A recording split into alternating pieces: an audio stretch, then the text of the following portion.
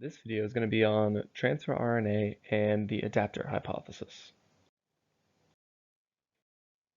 So why is it called the adapter hypothesis?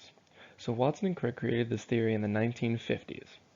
And let's start by breaking it down. So an adapter is something that is used to connect two formerly incompatible things.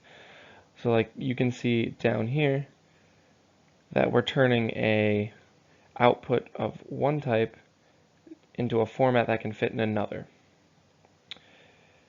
Now, this is the same thing that's done in the cell. The actual language that's being spoken does not change, we're just changing what kind of product it is. So what is tRNA adapting? So tRNA is used by the cell to convert the codon sequence in mRNA to an amino acid. It does this using a special sequence called an anticodon, which is a reflection of the mRNA codon to grab an amino acid and bring it to a ribosome. So the mRNA is really just the blueprint that codes for amino acids, and tRNA is what brings the amino acids back to the ribosome. So tRNA uses a special shape that'll fit into the ribosome, and it matches up with the proper mRNA codon in the ribosome to bring the right amino acid to be assembled into the protein chain in the right order. So what's another way to think about this? So think of it as a potluck dinner. mRNA is the list of who's bringing what dish. It's important to make sure that we have not too many of one dish and not too little of another, so that we have the right dinner.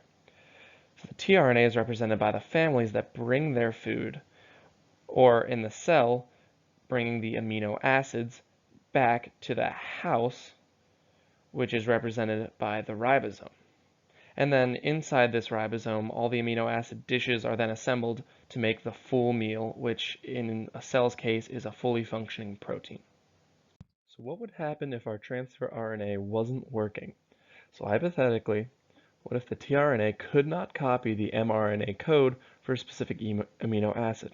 This means that the anticodon that the tRNA uses to find the amino acid would not be able to form.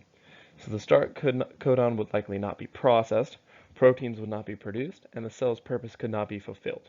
Depending on what cell type we're looking at, this could mean anything from insulin deficiency to low red blood cell count. And these are my references.